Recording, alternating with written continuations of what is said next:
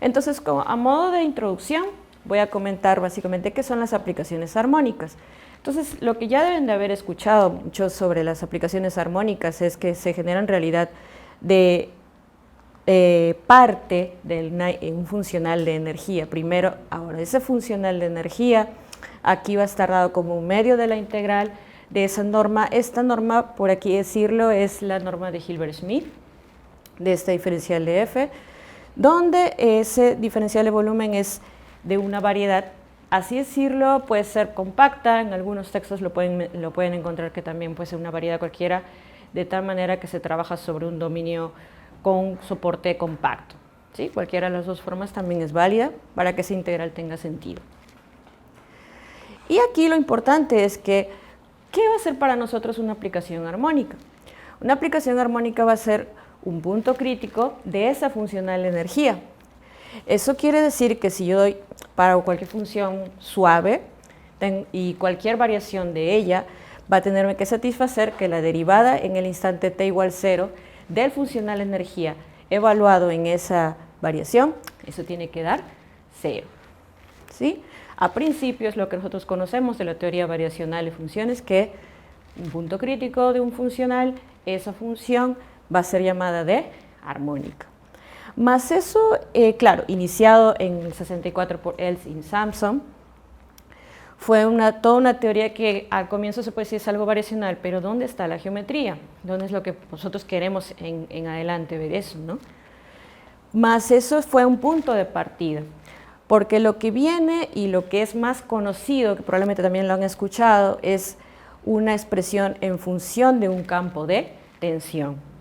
Como mencioné al comienzo, hay también un campo de bitensión, ¿no? Pero antes de ello se basa en lo que es el campo de tensión para el caso de funciones armónicas. Y por aquí tenemos lo siguiente. Aquí ya trabajando también en dos variedades riemannianas, definimos un campo de tensión como siendo simplemente la suma, claro, aquí escogiendo una base localmente ortonormal para el fibrado tangente de la variedad, en este caso la variedad M. Entonces el campo de tensión va a ser la suma de una aquí, esto es importante, lo denoto como segunda forma fundamental de F, lo que en inmersiones isométricas ya ustedes haberlo escuchado como la segunda forma fundamental, que es la forma bilineal simétrica que nosotros ya conocemos, ¿no? Pero aquí, en caso más general, es para una aplicación cualquiera F, una función suave, ¿sí? Y aquí se tiene que ese campo de tensión en función de esa base local ortonormal va a ser como la conexión de ese diferencial F a lo largo de ese campo E sub I, todo evaluado en E sub I, ¿sí? Esto también es para denotar cómo está bien definido ese campo de tensión, siendo en realidad un campo a lo largo de la función F, ¿sí? Y esto es importante porque ya aquí va a denotarnos una caracterización de esas aplicaciones armónicas. La caracterización va a ser la siguiente. Si se tiene aquí, esto claro, propuesto en el 96 por Shin, nos dice que si tenemos una función en función de dos variedades riemannianas y teniendo una variación, ¿no?, de esa F, con soporte F en un dominio, D siendo un dominio M, lo mismo que si fuera M compacto, cualquiera de las dos formas. Luego, el que tengamos esa derivada en t igual 0 de la energía evaluada en esa variación, va a ser lo mismo que decir menos la integral de un producto, que en este caso ese producto está haciendo en el prueba de Tn, de una variación con el campo de tensión que lo había mencionado anteriormente, ¿no? Y observen aquí que si nosotros hablábamos de que una aplicación armónica era simplemente el punto crítico de ese funcional, va a ser lo mismo que se anule la parte derecha de esa ecuación. Entonces eso es lo que da lugar a esta siguiente caracterización de las aplicaciones armónicas, que es decir, que lo mismo que si esto de aquí, esta función sea armónica, va a ser lo mismo que decir que ese campo de tensión asociado va a ser, se va a anular en este caso, ¿no? Y con ello, es por eso que también lo mencionan siempre, ¿no? En los textos, las aplicaciones armónicas suelen hacer como soluciones de un problema variacional. Más aquí yo diría, ¿no? Entonces, ¿qué podría, en tu trabajo, tú trabajas con inmersiones isométricas? ¿Tendrá alguna ayuda a ver las aplicaciones armónicas? En realidad es algo bien simple, ¿no? Si, por ejemplo, nosotros tenemos una inmersión isométrica entre dos variedades, nosotros ya sabemos que por la fórmula de Gauss, justo como les comentaba, ese tau de F que viene a ser el campo de tensión, para nuestro caso va a ser simplemente m veces el campo vectorial curvatura media. Y aquí viene lo importante, ¿no? Si es que el querer encontrar aplicaciones que en este caso sean armónicas, va a ser lo mismo que decir de que ese campo de tensión sea cero. ¿Y eso qué significa? Que ese campo de curvatura media va a ser cero, o sea que va a tener que ser minimal. Entonces, así lo que yo digo es lo siguiente. El hecho de tener una aplicación armónica entre dos variedades, que más aún sea una inmersión isométrica, es lo mismo que decir que esa subvariedad de M va a tener que ser una subvariedad mínima, ¿no? De N. Lo que ahí nos dice, bueno, si tú quieres siempre trabajar con isomersiones isométricas, ellas van a ser minimales. La idea es ver también, ¿será que hay otras que no sean minimales? Y de tal manera que se pudiera encontrar más ejemplos, ¿qué otra geometría podría haber ahí? Y es por ello que surge ese estudio también, más allá de ello, que vendrían a ser las aplicaciones biarmónicas, ¿sí? Aquí en adelante vamos a asumir que M es compacto, como les decía, también puede ser un superreloj. Sí. Ese punto crítico, ¿hay algún tipo de cualidad de convexidad que permite decir que minimiza la funcional de energía? ¿O simplemente hablan de punto crítico? ¿O alguna información adicional? Ya. Se registra a través de la convexidad del espacio. Ya, no, la verdad que no es... Pero solo es un punto crítico. Ajá, solo es un punto crítico. Ajá, sí, no hay como detrás algo que sea... Exactamente. Bueno, entonces, ahora, si tenemos una función suave entre dos variedades, diremos que ella va a ser biarmónica si va a ser punto crítico de un funcional, y ahora este funcional denotado como funcional de bienergía, perdón, se me sale el portugués. Y este estudio de aplicaciones biarmónicas, justo también él fue el que junto con Samson en 64 sobre las armónicas, y aquí ya viene el estudio más general de las biarmónicas, ¿no? Con Lemmer. Y esto dio paso también a ver, bueno, las aplicaciones armónicas podías caracterizarlo mediante un campo de tensión. ¿Será que se puede hacer lo mismo con las biarmónicas? Exactamente. Y para ello también ellos estudiaron qué campo podría ser de que esa caracterización o en adelante los cálculos se pudieran hacer en base a ese campo de bitensión. Entonces hay que ver cuál es ese campo de bitensión asociado. Y ese campo de bitensión lo encontraron en función, por ejemplo aquí lo mencionan, ¿no? Como el operador laplaciano. En este caso, este operador en función de una base ortonormal, ¿no? Que en este caso una base ortonormal sobre la variedad M. Aquí observen que también ese campo de bitensión está en función no solo de ese laplaciano del campo de tensión, sino también de la curvatura. Aquí no lo mencioné, pero esa curvatura es en el espacio ambiente N, ¿sí? La traza D del campo, que bueno, vendría a ser el DF con el campo de tensión. Y con ello tenemos también una proposición muy importante, que vendría a ser también la caracterización de manera parecida como tuvimos en el caso de las armónicas. Por aquí tendríamos igual, ¿no? Tenemos una aplicación suave que está entre dos variedades. De la misma manera, también tomando una variación suave de esa F, vamos a tener lo siguiente, ¿no?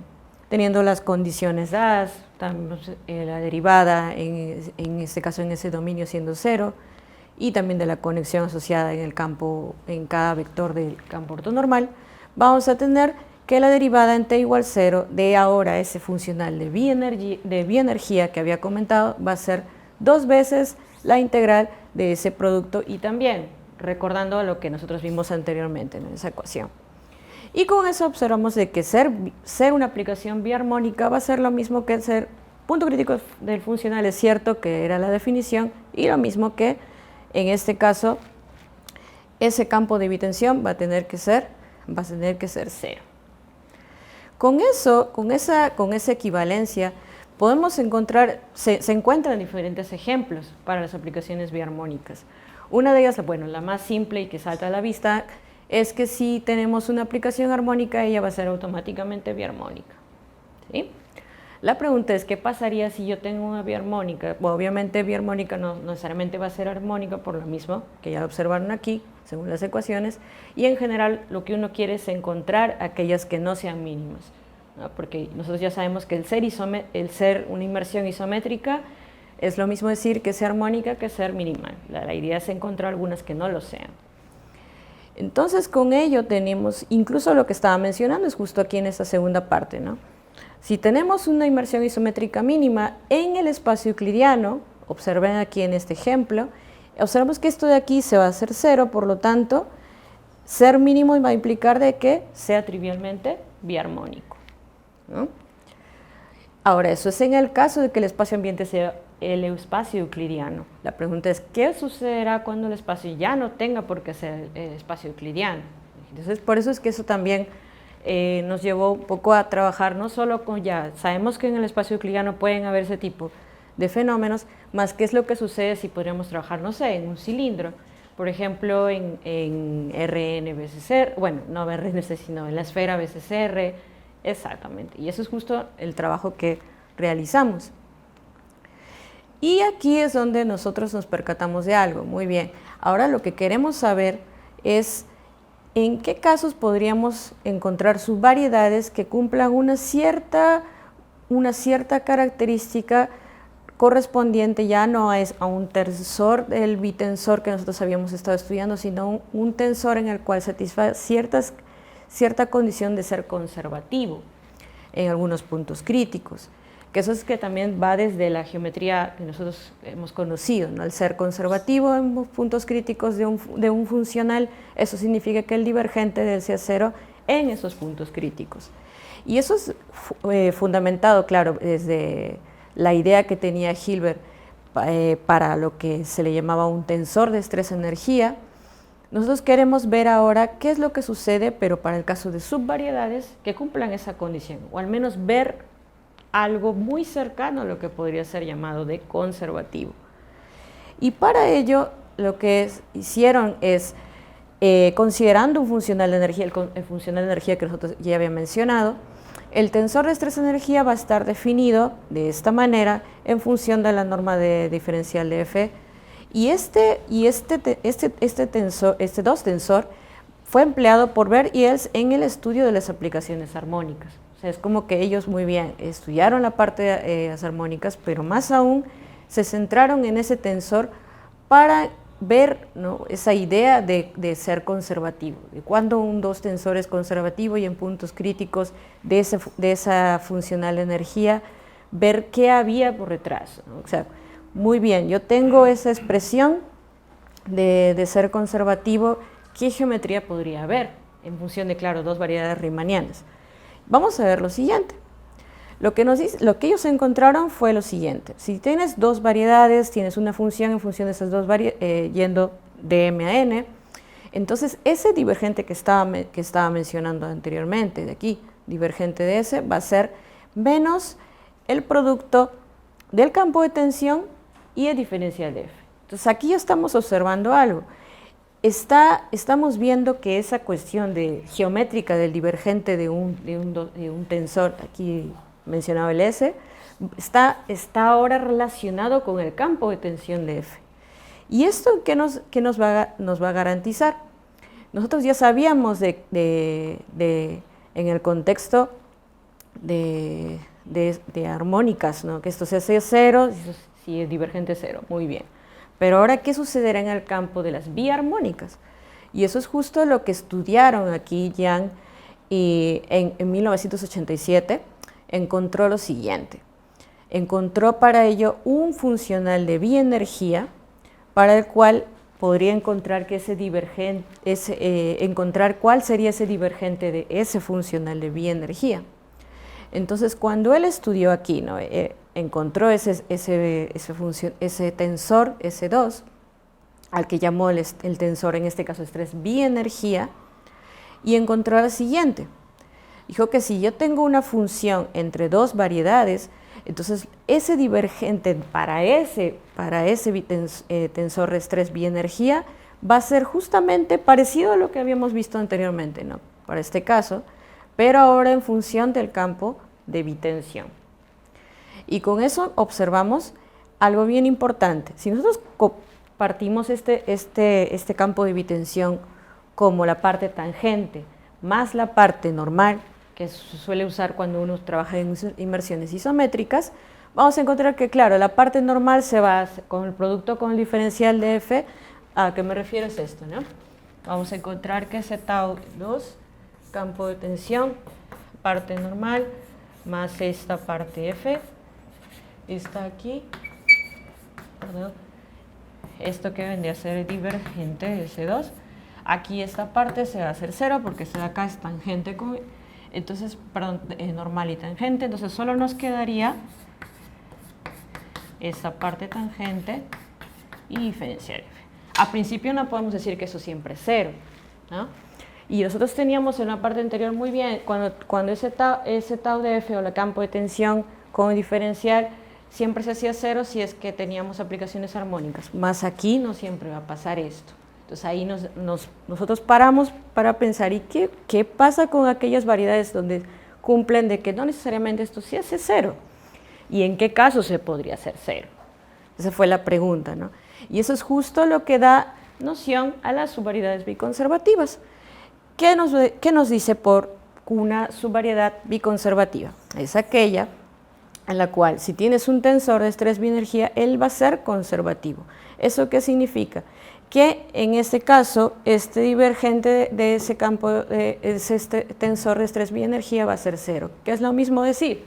Bueno, haciendo ahí un paréntesis, el producto hacerse 0 en función de, salvo isomorfismo aquí, esto de acá vendría a ser 0. Y con esto tenemos lo que es el objeto de estudio, ¿no? Que son las subvariedades biconservativas.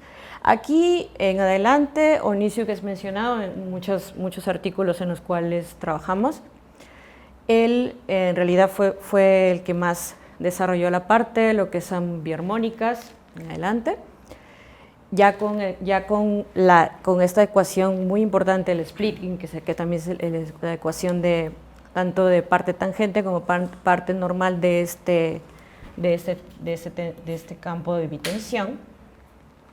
Y lo bueno es que la parte que al principio era quizás bien complicada de verlo así, nada más, se hace un poco más geométrico en el sentido de que ya tenemos acá cuestiones en función de laplaciano, en función de la curvatura, que es la curvatura en n, ¿no? Por así decirlo.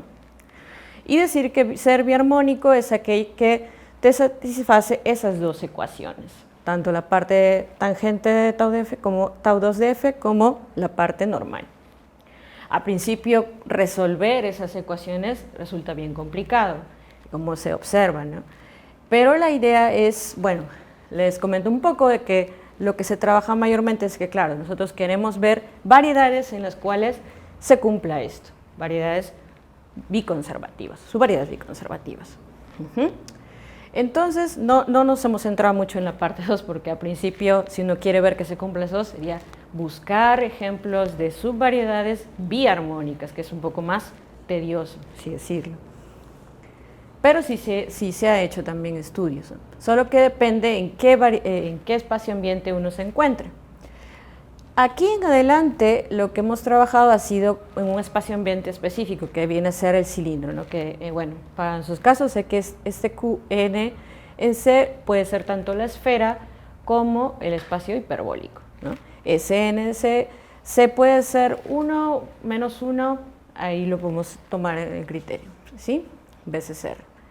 Y eso es lo que aquí en adelante para nosotros vamos a trabajar en una inmersión isométrica en este espacio a espacio ambiente que va a ser QNC veces R, y aquí el campo delta de T va a ser un campo vectorial unitario tangente al segundo factor, que vendría a ser tangente a R. Entonces aquí este campo delta va a ser descompuesto como simplemente al ser un campo tangente al segundo factor, él va a ser denotado de esta forma. Por la series, una inversión isométrica va a ser tanto la parte en función de M más un campo eta. Este campo aquí, una particularidad que tiene este campo delta de T, que nos ayuda bastante en los cálculos y que se verifica fácilmente, es que ese campo en función de T, este de aquí, es paralelo. Esto de aquí en adelante es la conexión en la variedad de espacio-ambiente. O aquí le menciono N, pero en realidad N para nosotros en adelante es QN C veces R. ¿Sí? Y es esta propiedad la que nos ayuda mucho en los cálculos. Una de ellas es la igualdad 4 y 5 provienen de resolver partiendo de aquí, de que esta conexión se hace cero.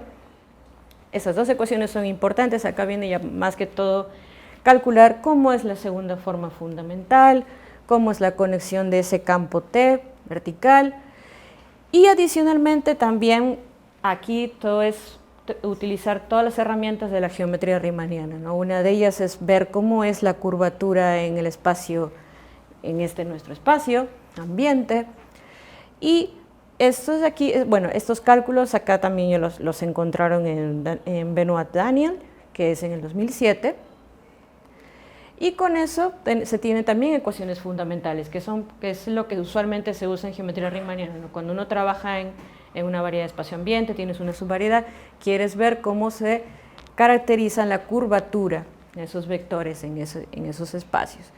Y eso es lo que se obtiene tanto para ecuaciones de Kodazzi, Ricci, Gauss, están ahí. ¿Sí?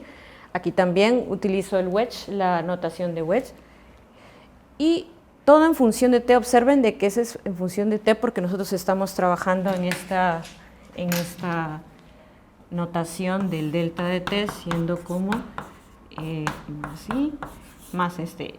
¿Sí? Eso es lo importante, ¿no? Que aquí ese delta T siendo un vector tangente al factor, en ese caso a R. Y aquí, bueno, es para mencionar también de que esas ecuaciones también pueden, así como uno parte, ¿no? De las ecuaciones de aquí de las ecuaciones de Servi conservativo, y también aparte, bueno, uno está trabajando en este cilindro y ocurre Gauss, Kodazzi y Ricci. ¿Será que ocurre lo contrario? Si nosotros partimos de estas ecuaciones anteriores, podemos llegar a determinar a partir de ahí una inversión isométrica en una variedad bueno, de ese tipo de espacio-ambiente. ¿Se puede? Sí se puede, ¿no? Y eso fue obtenido por Lira y Tolleiro en el 2010. ¿Sí? Entonces quería mencionar eso. Y con ello, vamos, otra parte de la tesis también que utilizamos bastante es aquellas subvariedades pero con fibrado normal flat.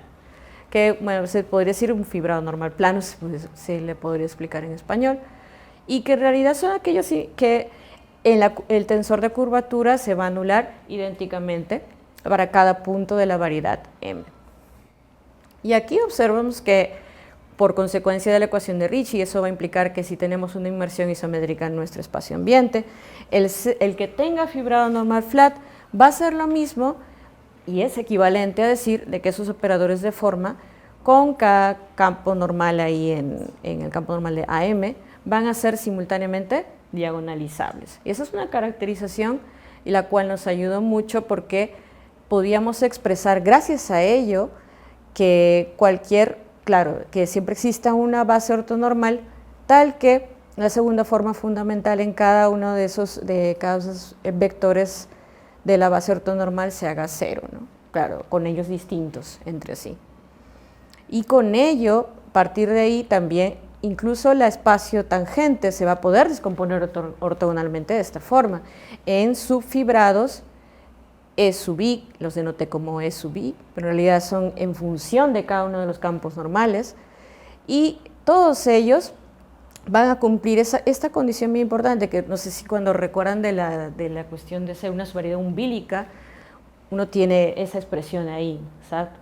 Que tienes que, la segunda forma fundamental va a ser anda veces un vector, pero aquí lo que se está observando es que no es cualquier factor ahí, ¿no? Es el producto de X y Y veces cada uno, y en función de si cada en función de ese campo normal. Y así incluso también otra propiedad que se da gracias a ello es que la forma fundamental va a tener una representación incluso más simple, gracias a esta descomposición anterior que mencioné, ¿no? Que va a ser en función de esas proyecciones sobre cada subfibrado. Así se tiene una siguiente proposición. Incluso, bueno, esta proposición fue aparte también parte de la literatura de la cual me basé. Incluso acá se tiene una observación bien importante, que la conexión normal va a ser, o bueno, mejor dicho, para lo que nosotros mencionamos como ser de fibrado normal flat, va a ser lo mismo que decir que existan localmente n-m, que vendría a ser la codimensión aquí, mutuamente ortogonales, van a existir esos n-m vectores, campos vectoriales normales unitarios, tales que cada uno de esos I sub X va a ser paralelo en la conexión normal. Y con ello, otra particularidad que también vimos en la tesis fue aquella de las subvariedades de clase A. Estas subvariedades de clase A fueron estudiadas principalmente por Rui Toyeiro. Él inició ese estudio de las subvariedades de clase A, que lo observó como una manera de ver, ok, algo de la álgebra lineal que uno conoce, no tienes un autovector, entonces tú dices, muy bien, ¿qué pasaría con esas inversiones isométricas que cumplen que ese T que mencioné aquí, resulta ser un autovector de todos los operadores de forma de esa F? ¿Ocurrirá? ¿Qué pasaría con esas subvariedades? ¿Será que existen? ¿Será qué tipo de geometría pueden tener esas subvariedades? Y a ese tipo de subvariedades, esa es la que él denomina como las de clase A. Y existen, sí, hay muchos ejemplos de ellas, y eso es justo lo que los obtuvo primero como hipersuperficies. En el 2010 construyó ese tipo de hipersuperficies a partir de hipersuperficies paralelas, lo menciona muy bien en su artículo. Y esto incluso fue generalizado en subvariedades de codimensión mayor. Eso ya lo estudió con Bruno Mendoza en la tesis de doctorado de él mismo, ¿no? Y listo, aquí tenemos unos ejemplos que son básicamente cuando si T fuera 0 y cuando eta era 0, en cualquiera de los dos casos. Cuando T fuera 0, él lo menciona como cilindros verticales, y los casos de los slices, que van a ser cuando eta va a ser 0. Esos son ejemplos bien clásicos de lo que son las variedades de clase A. Ahora, si nosotros queremos ver ejemplos no triviales, existen sí, y fueron justo los que también estudió Toyeiro en el artículo que les mencioné, en este caso de las hipersuperficies en nuestro espacio ambiente en el cual estamos trabajando. Ahora, nosotros también queríamos ver, ¿no?, que al inicio nuestro objetivo era construir subvariedades de clase A en codimensión mayor. Y bueno, para mi caso, aquellas que sean biconservativas. Lo que hizo Mendoza con Toyeiro fue obtener una teoría más general de la que Toyeiro la hizo en su artículo para hipersuperficies, y ellos encontraron lo siguiente, ¿no? Construyeron un tipo de inversiones isométricas, aquí, en las cuales obtienen una manera de caracterizar a las que son de clase A. Entonces ellos dicen, muy bien, tiene una inversión isométrica en clase A y ella va a ser localmente obtenida en términos de esa F sombrero. Esa F sombrero aquí, solo para mencionar, es la que es vista en el espacio ambiente, ¿no?, donde como esa F está yendo de Mn en nuestro espacio que vendría a ser el cilindro, este I está yendo desde QNC, SSR, a la inclusión, lo que en este caso a veces lo denotamos como E, N+1, BSR, donde bien puede ser el espacio Minkowski o también puede ser R mismo, ¿no? Es la inmersión, se podría decir, flat. Entonces, con ello... Sí. En este caso, estas biharmónicas sí. tienen este encaje isométrico hacia una variedad. En términos de curvatura, que viste unas ecuaciones en un momento que relacionaba la curvatura media y la curvatura, la traza de la curvatura riemanniana.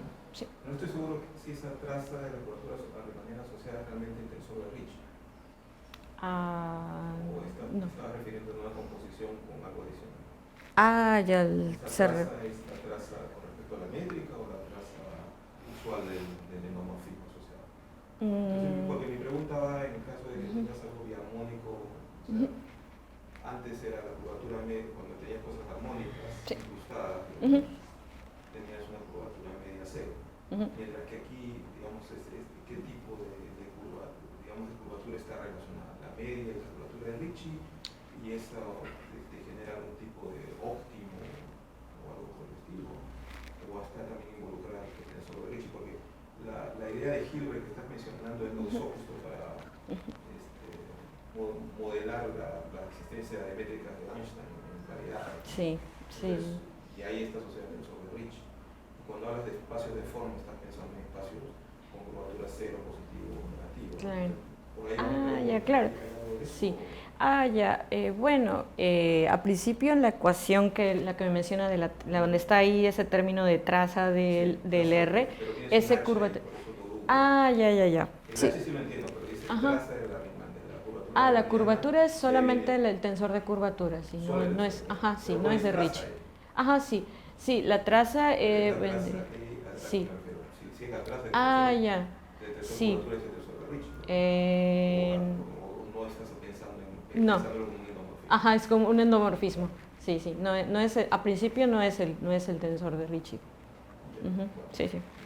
Sí. En adelante sí lo hacen estudios incluso para curvatura de Ricci asociadas, pero eso a principio aquí no lo mencionan. Todavía no lo calculamos en ese sentido. Y esta inmersión en clase A es lo que no entendí muy bien. ¿Por qué es importante eso? Bueno, aquí, claro, lo que pasa es que sí, las subvariedades de clase A, como mencioné, son aquellas en las que este vector T viene a ser autovector de todos los operadores de forma asociados a la inmersión isométrica. Exacto. Solo que estas subvariedades de clase A son bien específicas, como lo mencioné, son incluso construidas, las que construye Toyeiro en su artículo, y no son, como decirlo, muy fácil de encontrarlas, ¿no? Él las mismas las construye, y con el teorema que mencioné por aquí, no sé si está por aquí, en general, ¿no? Son aquellas que al construirlas, siempre uno cae en una de ellas localmente, ¿no? Al menos en términos de F. Sí. Y eso. Entonces, lo que ahora vengo adelante ya en la parte de mi tesis, una parte fue basarme incluso en un resultado que tuvo una compañera en el doctorado, junto con mi orientador, que fue también de lo que les mencioné, ¿no? De la manera en la que uno descompone gracias a la condición de ser fibrado normal flat. Uno tiene una descomposición y justo en esa descomposición ocurre algo importante. Decimos que F va a estar en la clase A, solamente si este campo T va a tener que estar en alguna de esas descomposiciones, ¿no? Recordemos que aquí esta TM estaba haciendo como la suma de alguno de esos E sub I. Esto claro, prácticamente los E sub I, denotándolos como E sub I. Entonces lo que teníamos aquí a principio es, muy bien, tenemos esa decomposición bonita, listo, y se acabó, pero ¿qué hay de más? Es que esa F, al pertenecer a la clase A, nos va a decir de que ese T no va a estar en cualquier espacio, más aún, ese T va a estar en alguno de estos subfibrados, que recordemos que esos E sub I cumplen una particularidad importante, ¿no? Que van a ser aquellos, esos X en TM, tales que ese alfa de X en Y va a tener que ser ese producto, ¿no? esa noción, como así decirlo, algo bien cercano a ser umbilico, pero en cada uno de esos subfibrados. Entonces, con esa particularidad vimos que ser de clase A no está muy ajeno a la realidad. En realidad es como que este vector guarda esa noción de querer encontrar un subfibrado en el cual él pudiera comportarse de manera umbilica, por lo menos para esos campos que satisfacen esa condición. Para alguno, claro. Y con ello es que aprovechando lo que ya se tiene ahora, podemos encontrar lo siguiente para nuestro caso, ¿no? Nosotros ya sabemos que ser biconservativo implicaba de la ecuación, ¿se acuerdan de la primera ecuación del campo de bitensión, la parte tangente? Pues bien, con ello resolviéndolo, utilizando ya la condición de ser este delta de t de este tipo, se puede observar de que ser biconservativo es lo mismo que decir que va a ser una constante veces el producto, y aquí ya aparece nuestro campo vectorial de curvatura media veces el producto con eta y t igual 0. Y eso es importante porque aquí observamos que el hecho de que sea biconservativo implica, ok, si el t fuera diferente del nulo, acá vamos a encontrar que un campo eta va a tener que ser ortogonal al campo curvatura media, ¿no? Y eso es justo lo que nos garantiza, por lo menos para tener algunos ejemplos triviales, ¿no? Un ejemplo trivial para hacer su variedad biconservativa sale justo a lo que encontramos aquí anteriormente, ¿no? Corresponde al caso en el que vector t fuera 0 y se anula, y lo mismo para los cilindros verticales, que también van a cumplir esa condición, ¿no? Entonces, tanto observamos aquí que en el caso de las clase A, que se acuerdan que también eran cilindros verticales y que también eran slices, ocurre lo mismo para el caso de las subvariedades biconservativas. Ahora, nuestra pregunta es, ¿qué pasará qué tendremos que hacer para encontrar ejemplos no triviales de subvariedades biconservativas? Entonces, para ello, observamos un ejemplo, ¿no? Que en el caso solo de hipersuperficie, sin irnos más allá en codimensión mayor. Acá también vamos a observar que se reduce a esa expresión, h con nu y t, donde ese nu es una función suave, tal que acá se va a hacer en función del vector normal asociado a esa hipersuperficie, y aquí tendríamos que h es igual a h minúscula veces n. Entonces así observamos algo, ¿no? Que si es que este h fuera diferente a 0, observamos que cualquier hipersuperficie biconservativa no minimal, en este caso PMC es una notación para Parallel Minimal Curvature, entonces lo que les dice es que ella va a ser o bien un slice o bien va a ser de un producto riemanniano, donde este de aquí va a tener que ser del tipo paralelo.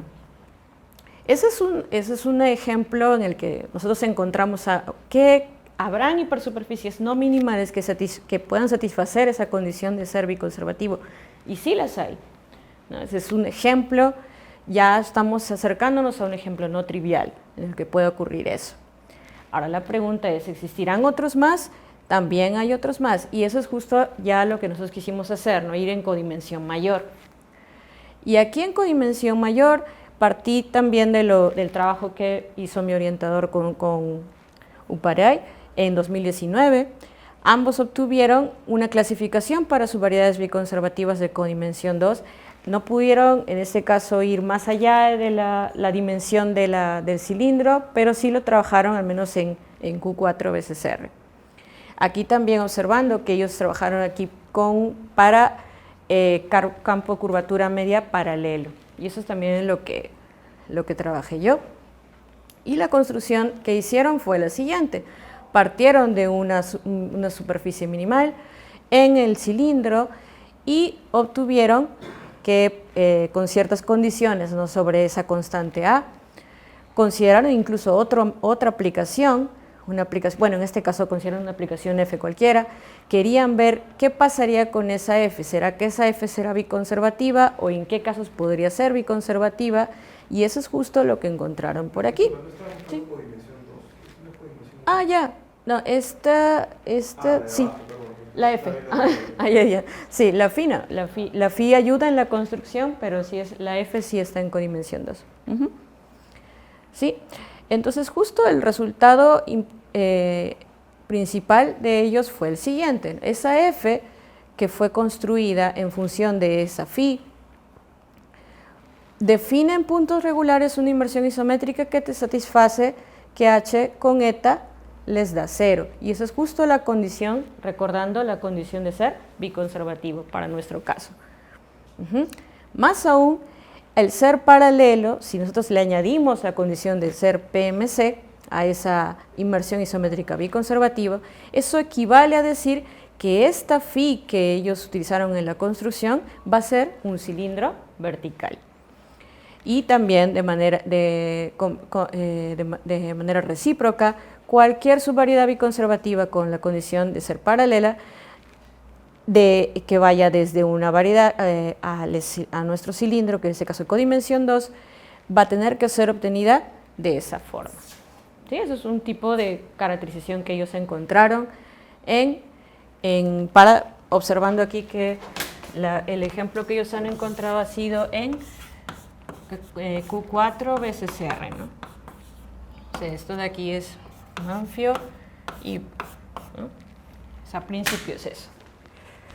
Entonces lo que nosotros queríamos ver es más ejemplos acerca de eso. Incluso también nuestra idea era llegar a codimensión mayor a eso, ¿no? Ahora, para nuestro estudio fue básicamente aplicar todo lo que ya mencioné, una inmersión isométrica. Aquí yo lo que quería era ver, bueno, nosotros lo que queríamos ver era en adelante al menos tener un resultado en codimensión en general, más lo que pudimos encontrar ha sido en codimensión 2, pero para cualquier dimensión de una variedad, ¿no? O sea, M siendo de una variedad cualquiera, en un espaciamiento de tal manera que sea de codimensión 2, con curvatura media paralela no negativa, no cero. Entonces lo que se quiere es ver, ¿será que tiene fibrado normal flat? Porque recordemos que con fibrado normal flat pudimos tener esa descomposición muy bonita, que nos ayudó incluso a hacer mejores cálculos, encontrar una expresión mucho más sencilla para la segunda forma fundamental. Y eso es justo a lo que llegamos a esa proposición. Encontramos de que realmente sí, con esas condiciones, se llega a tener que tiene fibrado normal flat. Y esto fue el punto de partida para uno de nuestros resultados, que fue, sí. El fibrado normal va a ser suma de dos fibrados lineales. Ajá. En codimensión 2, pero a principio, o sea, no necesariamente va a estar en función de esos dos vectores generadores. Ajá. Claro, sí, no claro. No. Sí. Sí. Ajá. Exactamente. Con esas condiciones, en codimensión 2 llegó a tener de que es fibrado. Claro, o sea, la notación es la siguiente, ¿no? Uno puede tener una notación para el fibrado tangente.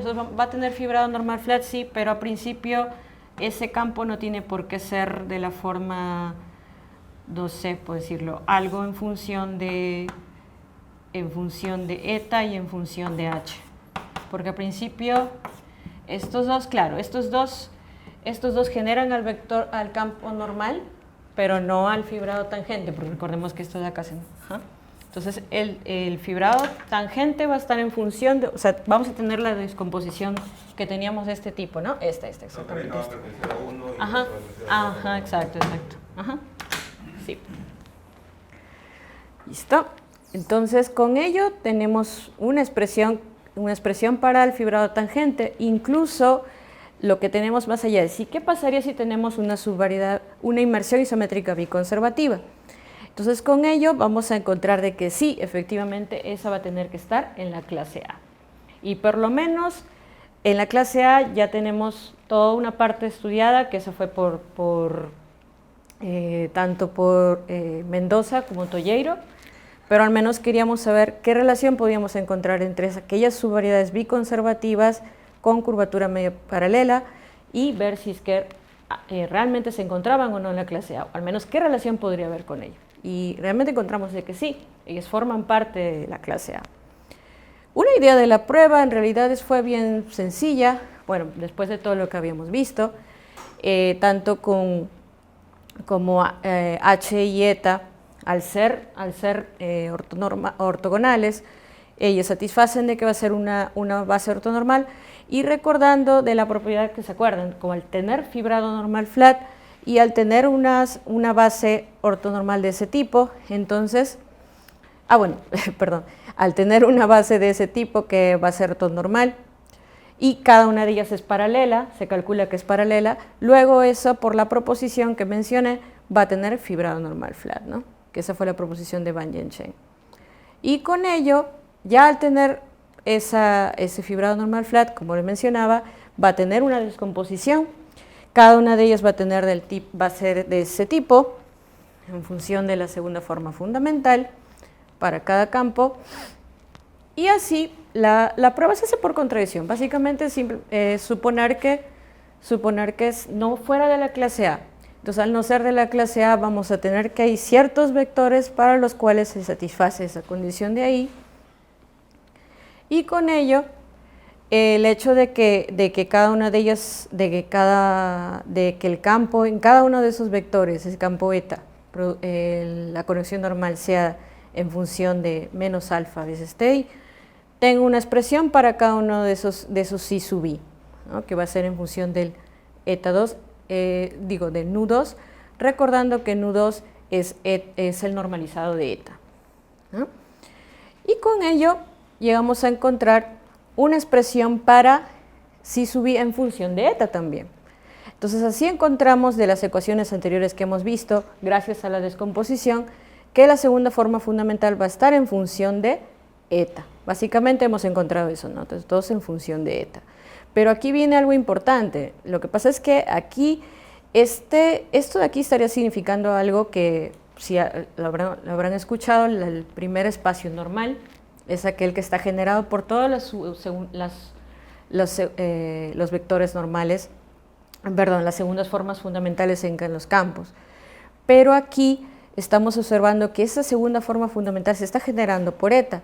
¿Y eso qué implica? Que en particular H, que es el campo vectorial curvatura media, es un campo normal, entonces estaríamos viendo que él se está generando también por eta, lo cual no puede darse, ¿no? Porque al principio recordemos que H y eta son mutuamente ortogonales y no nulos, y eso no puede ocurrir.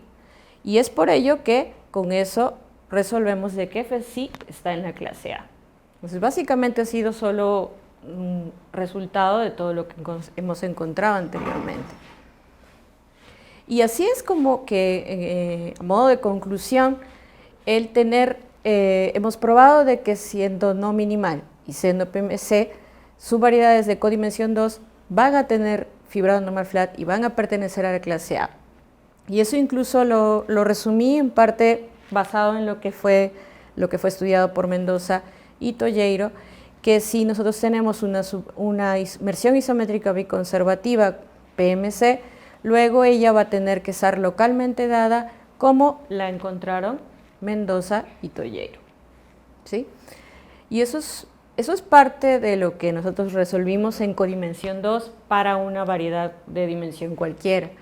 Lo que se quería en realidad es al menos ver qué pasa en superficies, o qué pasa, o por lo menos ver cuestiones en las que se podría al menos calcular mejor las cosas.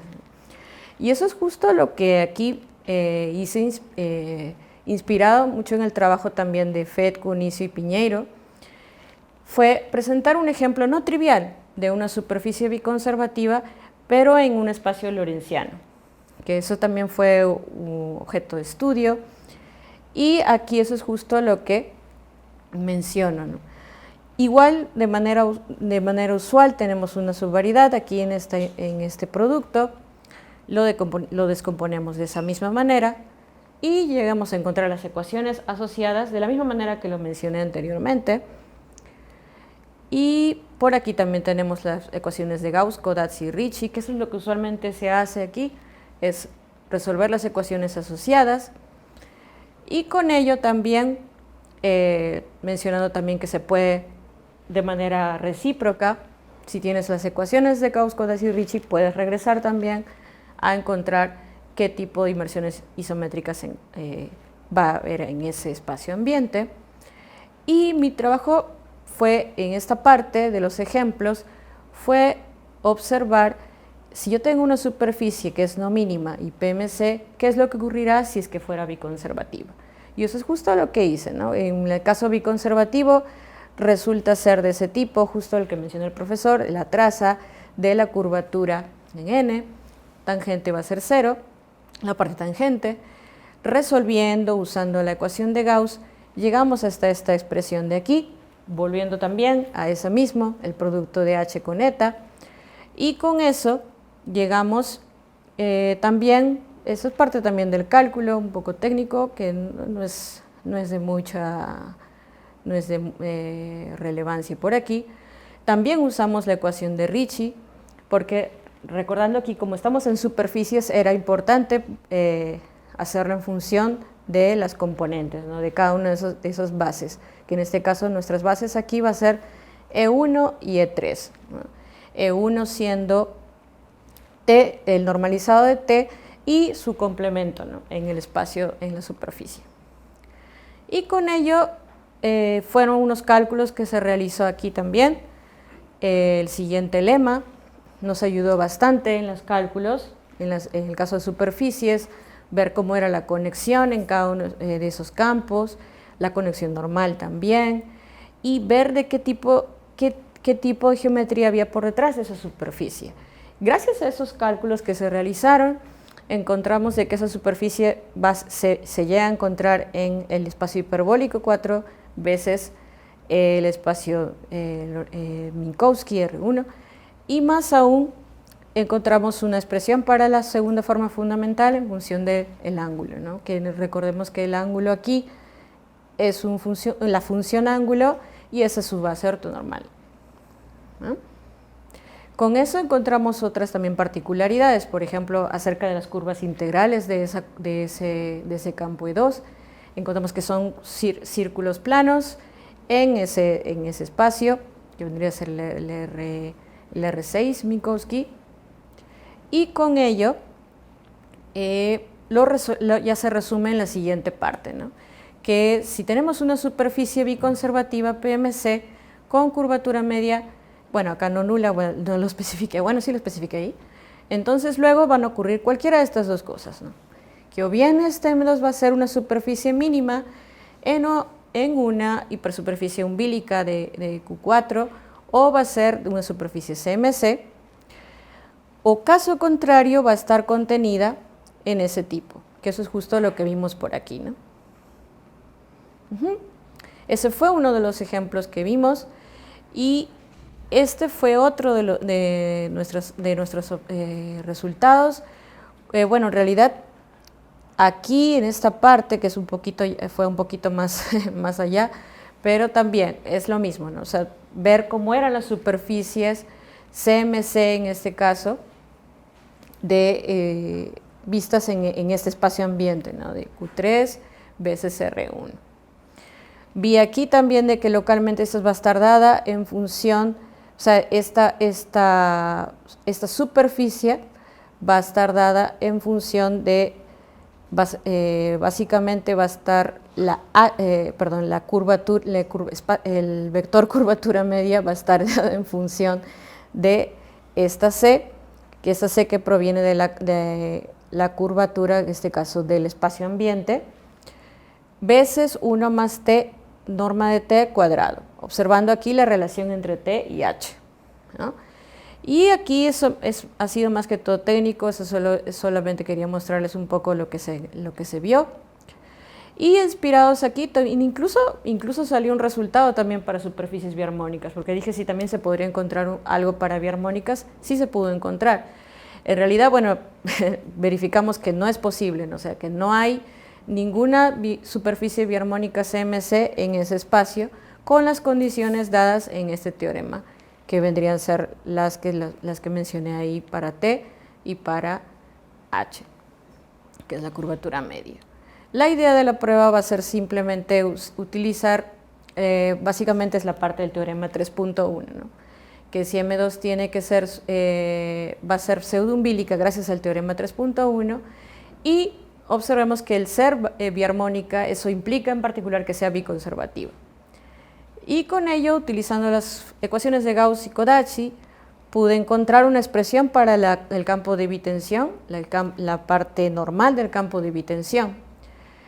Y con esto aquí, usando de que es biarmónica, esta última ecuación daría una contradicción. ¿Por qué? Porque en nuestro el campo curvatura media al principio es no nulo.